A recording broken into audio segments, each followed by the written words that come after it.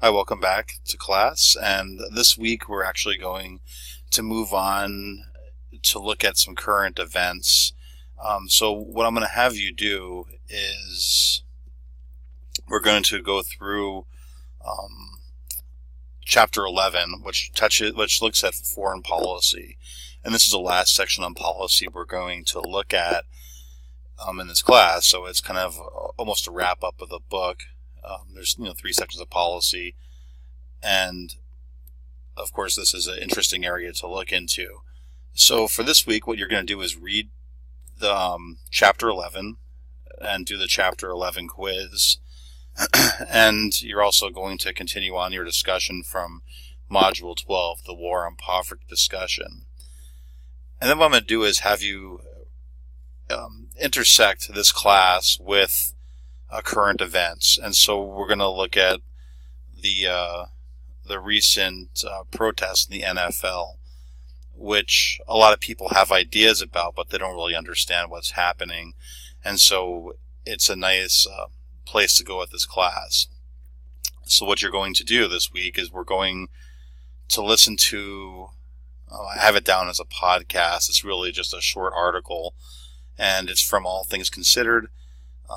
You can either read it or play it on here. I actually suggest you do both, and you can listen to the actual story where they interview a person behind this protest of the national anthem.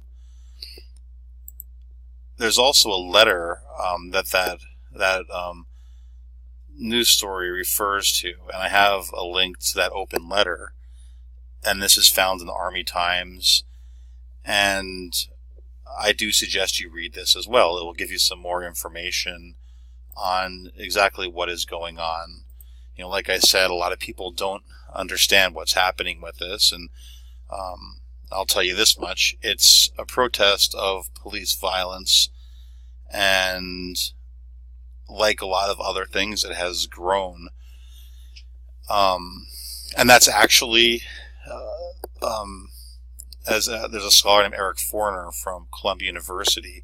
He points out that's an example of a successful social movement, is when you protest something, or you have a movement that's bringing attention to something or trying to protest in something that's happening, and that grows and becomes something bigger and goes on to mean more things. So that's actually in political science world the sign that you had a very successful protest. Again, a lot of people don't understand what Colin Kaepernick is protesting, and a lot of that is due to the fact that they don't want to listen to what he's saying. Like a lot of other things in politics, people have a tendency to talk past each other, and this is a great example of that. A lot of people who aren't familiar with police brutality might argue against the fact that they're doing this. But I do want you to watch this and listen with an open mind, because Colin Kaepernick, they get into his intentions, what he was trying to do, and how he went from sitting out from the national anthem to kneeling. And so it's important to understand this. And I think there's something that every single person in this class can learn from this article. There's a lot of information in here. It's a short story, but it's very well done.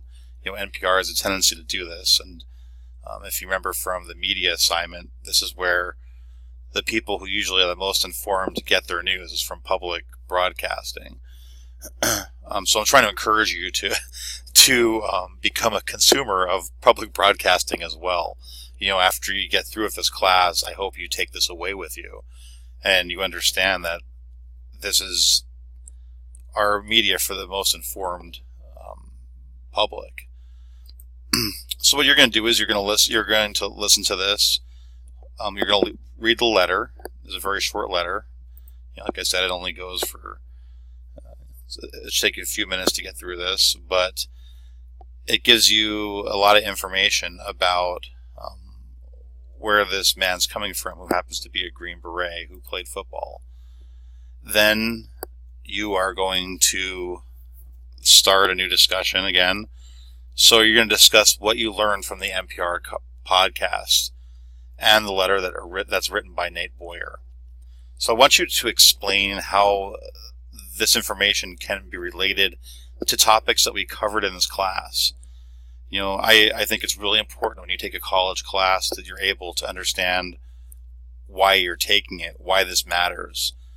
This is a very important subject, to a lot of people. Studying government helps us understand how we choose to address problems and organize ourselves as a society. So I know a lot of people think government's a bad thing, and I would challenge them and say that's what we decided to use to organize ourselves. And, for all the problems we have, there are also a lot of positives. So I want you to understand that and get into this discussion and relate this discussion back to things we covered. There's a lot here. There's somebody writing a letter to the editor, and it grows into something bigger. And this is why I have you guys write a letter to the editor and the op-ed. It's because it might start with a small letter, but it can become something much bigger. In this case, it became a very large protest movement that people speak about quite a bit. So again, I want you to listen to this with an open mind. I don't want you to use this as a forum to debate whether or not people should kneel during the national anthem. That really has nothing to do with what's going on here. I want you to pay attention to the substance of this podcast and this letter. That's the important thing, not how you really feel about it. I want to know how this relates to the class. So I'm just emphasizing that because people have a tendency to get very emotional with this and go off subject. I also am hoping that some of you guys get your letters to the editors published. I have 2 classes this semester in American government. One is face-to-face and one's online. My face-to-face class has 4 letters published already. I went and included them here with this class. And we have one student from our class who has her letter published. If you don't have your letter published yet, make sure you send it in. And I'm telling you this now because it might take a few weeks. The last person who had the letter published sent it in the beginning of October, and it was just published a few days ago. So if you send it in to the journal or to your local newspaper, once they publish it, send me a link to your letter, and I will give you extra credit points for it. And the rest of the class can see your work. I have between my 2 classes about 52 students, and right now I have 5 that are published. So I'm trying to encourage you guys to get this done. It's really fun, and it's nice seeing your work out there. Again, get it sent in and let me know when that happens. And in the meantime, you can go ahead and read people's letters from this class and from the other class as well. Like I said, I have 4 from my face-to-face class published already and 1 from this class. So I'm really encouraging you guys to do this. Like I said, it's fun. It's not very difficult. And if you have any questions, you can go ahead and email me. Well, have a great week. And send me an email if any questions.